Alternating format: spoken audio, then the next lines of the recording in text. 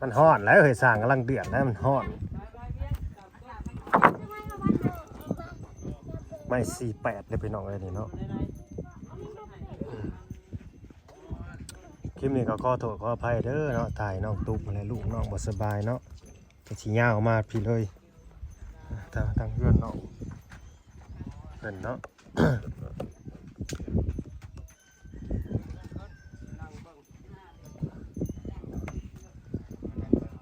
ในเวลาแหละสร้างมา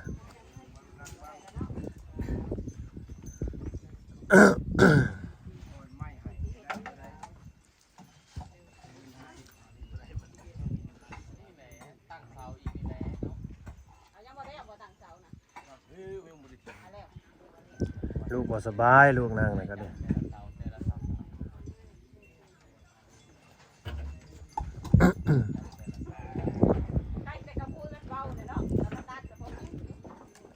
โอ้นักได้เราหักหยกคือเบาได้อันนั้นได้โอ้ยเราจับวี่เราได้กับพุ้ยฮะได้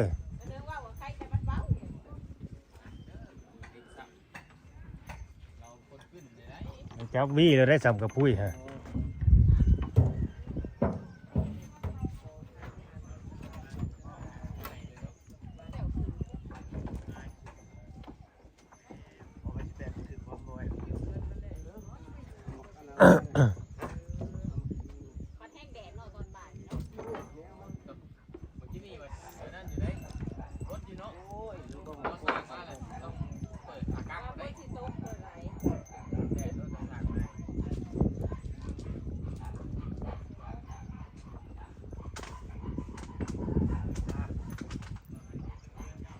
ประมาณนี้แหละพี่น้องเอ้ยบ้านน้องโอเนี่ยก็ยังขาด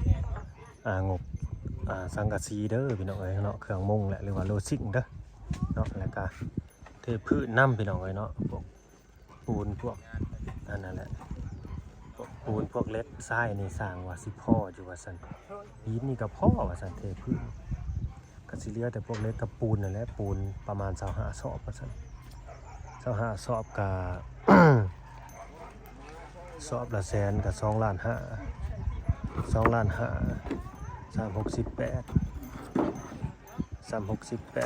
464ประมาณ 5,000 พุ่นแหละพี่น้องเอ้ยรวมๆแล้วทั้งเล็กทั้งยังนำเนาะประมาณ 5,000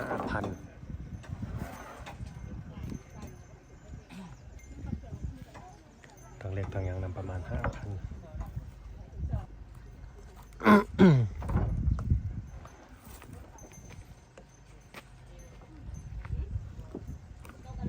เบิดแล้วบ่นี่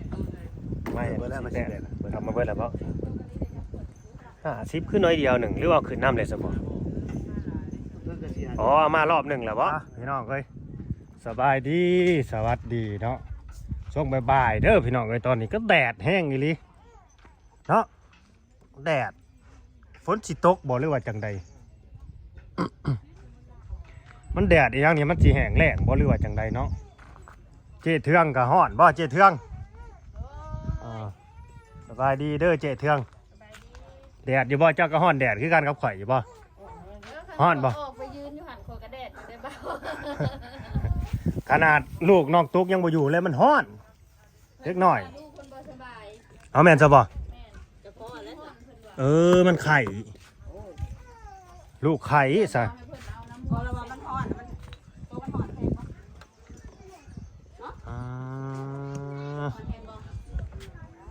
ว้ายหนุ่มโอนี่มีสาวๆไปหาเรายิ้มน้อยยิ้มใหญ่อยู่เนาะโอ้ยมีสาวๆไปสัมภาษณ์แล้วยิ้มน้อยยิ้มใหญ่จ้ะ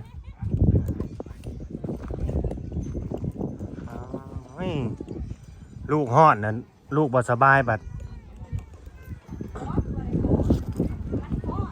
ปากมันนะทุนถามว่าปากมันดูดนมแม่มันน่ะมันฮ้อนบ่ปากฮ้อนก็แสดงว่าบ่สบายเลยลูกตีนนะหอมตีนน่ะเป็นอายแต่ว่าหัวน่ะเย็นโอ้เบิ่งฮะมันเล็กน้อยสมบูรณ์สบายมีแต่แม่และกินยาเจ้าก็กินยาปลานะกินยาให้ลูกกินนมเฮาได้ กินแล้ว บักกินนี่ก็มันหากกินนี่ก็ได้ น้อยๆนี่บ่หัก นี่ นะ น้อยนี่แหละผมทุกกลุ่มจะกินนมตลอดเลยมันก็อิ่มมันก็หากเลยเนาะ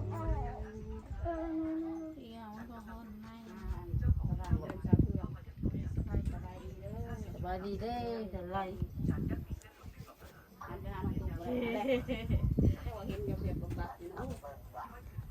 เที่ยง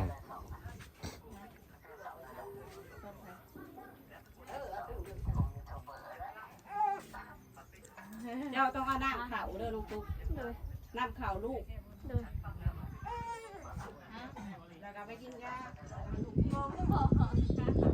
หัวใจฟูแท้เนาะเจ๊เที่ยงหัวใจฟูแท้เนาะ โอ้ย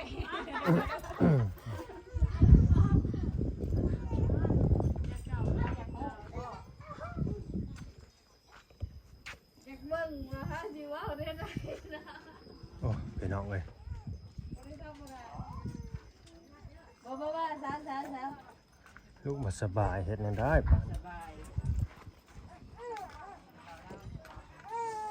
น้องตุ๊กเจ้าออกเลยจากนอนนะ เอาออกเฮ็ดได้ได เพราะมันหาย บ่อยู่นี่อย่าตุ้มมันพลึก มั ลาย นหอดมันมุนมัด ห้วยสิเฮ็ดได้ซะเด็กน้อยถ้าบ่เอาหยัด น้ำแล้วน้ำเข่าเลยนะลูก ถ้าบ่เอาแดดใส่นมเฮ็ดได้ซะมาจากลายนำได้อันนี้ก็ดีเด็กน้อย ได้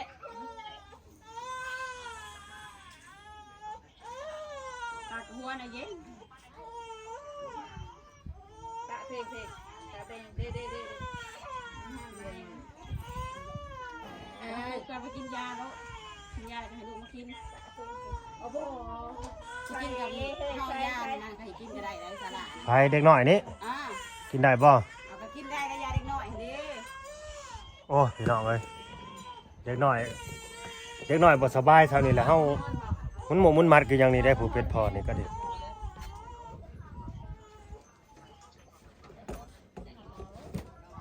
ไปหาหมอ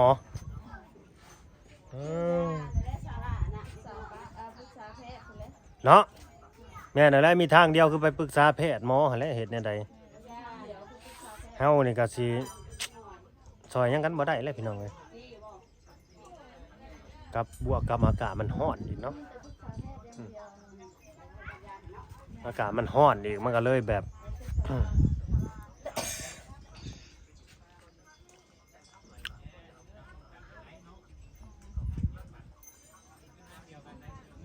นี่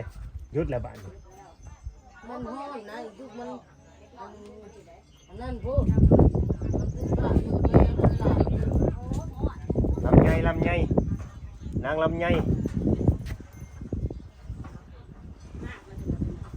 นั่นไม่ห่างนี่เพื่อนนี่เลย อย่าอุ้มลูกสิอยู่แนวนี้มาจักมาเลยย้อนกลับมาจักกันแนวนี้ ลายบอกมันเลย เออ มันกินต้มตายแล้วยังจะพ้น ลายเลย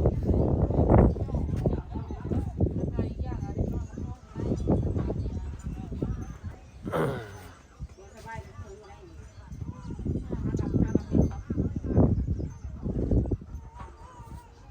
อย่าไปทำแน่นั่นกินแหละ มันนอนได้เดียวเลย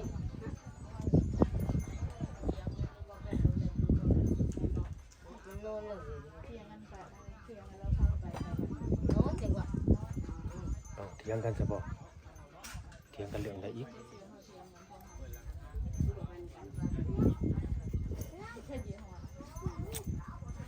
อากาศมันร้อนเนาะอากาศมันร้อนเลยใจคนมันเลย สบายดี โดยสบายดีสบายดียายอากาศมันร้อน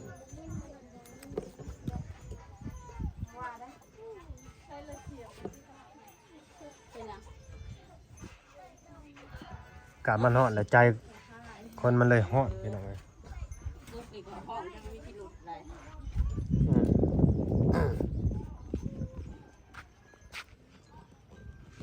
ลูกคุณน้อยลูกคุณยายอะไรนะ นิ่งถูกวันผลิตของมันเป็นแรงทั่วบ้าน งัดเดี๋ยวพี่น้องบ่ขึ้นบ่สร้างกำลังเงินสิเข้างานละบาทนี่สร้างกำลังเข้างานพี่น้องเอ้ย เดือดแล้วสร้างกำลังเดือดนี่ยังไม่48นะ50 เซนเลย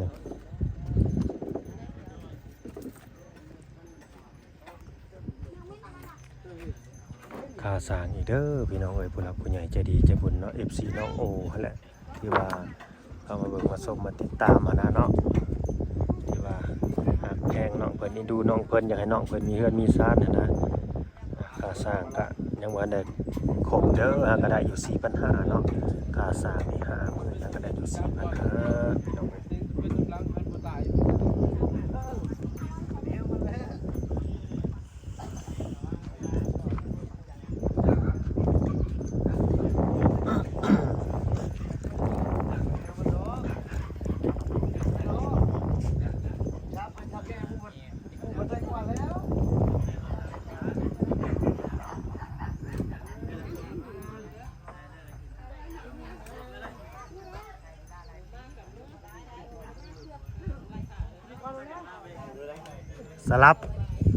สลับกันบ่ เอาเชือกเปียกบ่เอาชายประทานบ่บ่ดำ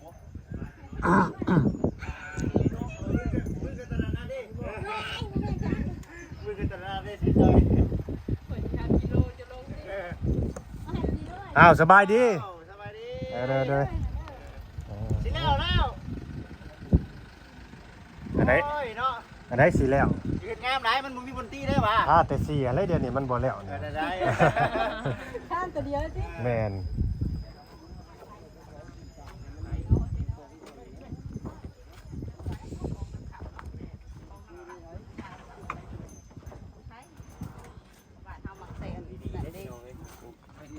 สบายดี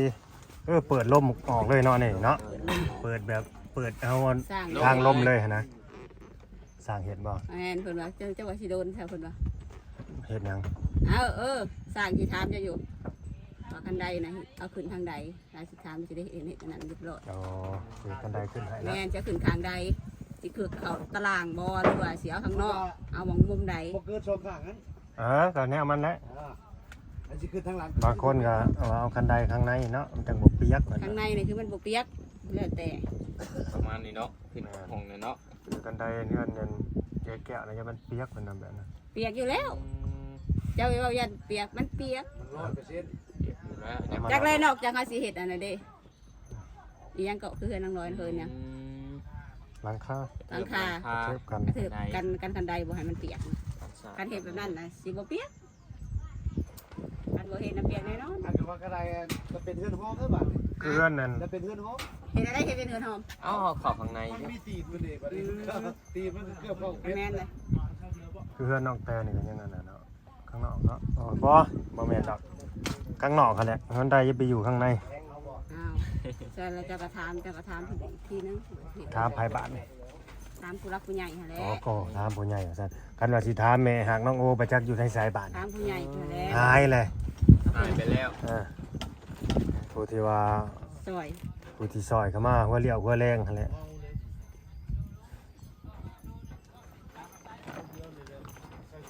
ยายน่ะเรากินข้าวกับหยังเนาะแล้วคือมานั่งจ้ำแจวอันมังม่วงอยู่ฮะ เม่น เรากินแบบนั้นแล้วเราคารามันเลย อืม เรากินบางทีเรากินน้ำซีอิ๊วสิ เมื่อย จับ ตัวเรา กิน ก็ กับ รับ ข้าวปลาแดกเรากินบ่ได้ดอกจำแจงนั้นบ่ได้ดอก บ่ได้กินบ่ได้ก็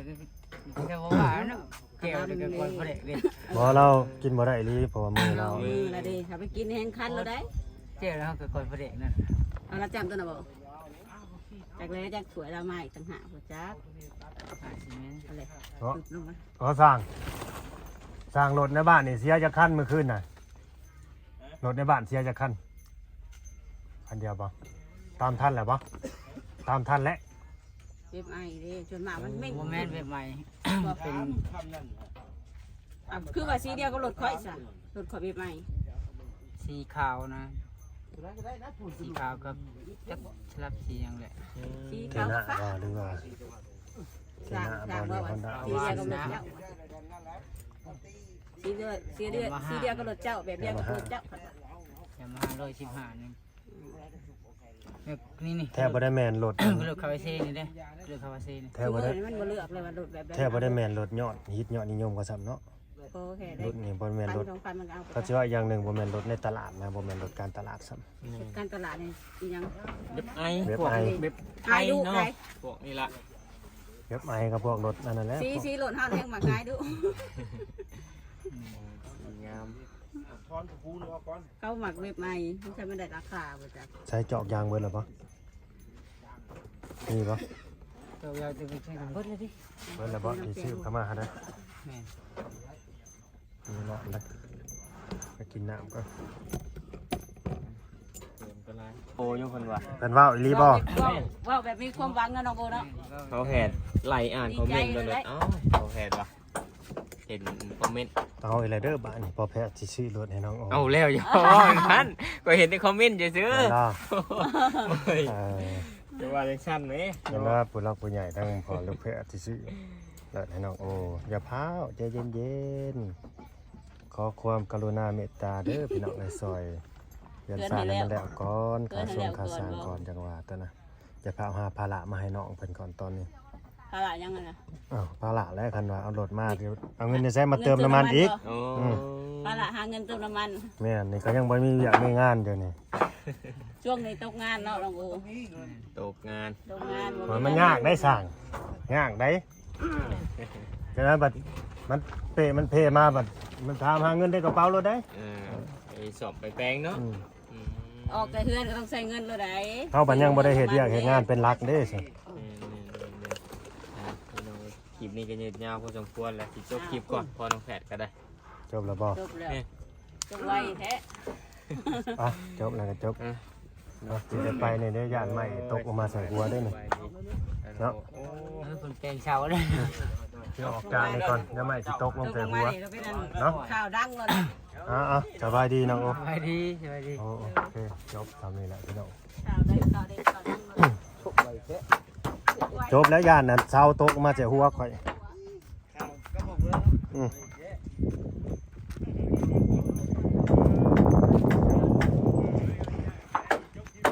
ย่านไม้ย่านคอนตีแล้วตกลงใส่หัวอยู่ได้ฮะ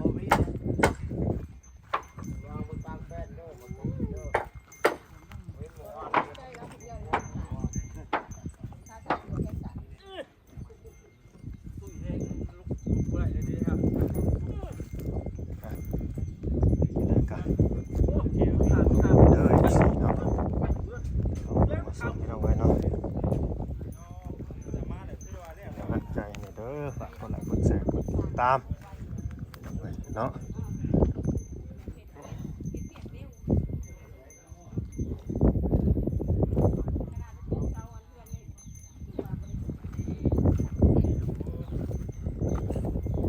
เดี๋ยวบอกเรื่องหัวกันดอกกันใดกับเฮากะสิถามทั้งนั้นผู้รักผู้ใหญ่เพิ่นก็เนาะกับ4หลายๆคู่หลายคนนั่นแหละเนาะพี่น้องไว้คอมเมนต์เข้ามาเด้อว่าสิเฮ็ดจังไดดีเนาะหัวบันไดนอกนี่เนาะเอาข้างในบ่หรือว่าข้างนอกแต่มันก็อยู่ใน2ห้องนี่แหละมันอยู่ใน2ห้องข้างหน้านี่แหละบันไดหั่นนะเนาะแต่ว่าตอนนี้มันก็ยังเฮ็ดบ่ได้แล้วเพราะว่าค่าดินเด้นี่ดินนอกเพิ่นสิอยู่วางนี่เสาไปหาเลยเนาะเสาไปหาทอดหาลงห่มก่อนหาข้าวห่มก่อนพี่น้องเลย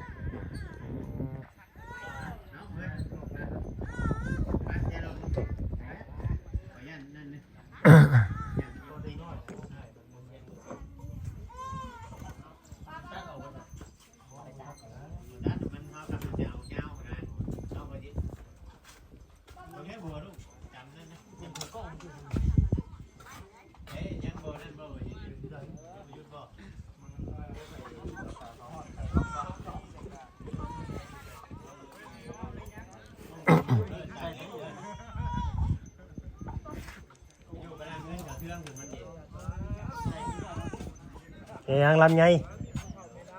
เอ้ยเป็นยังอีนาง โอ้ยอุ้มเชิดกูด้วยนี่ ยังเป็นยัง เป็นไข่นี่ปวดแขนมาเลยปวดมือเนี่ย โอมชอยน้องเนี่ยน้องโอ้ย ให้ลุงอู้มึงดูจะว่าเศร้าบ่จักเออ อย่าพาตาแดดหลาย อย่าเอาร้านออกตากแดดเลยเด้อโอเคไปน้องไปเนาะ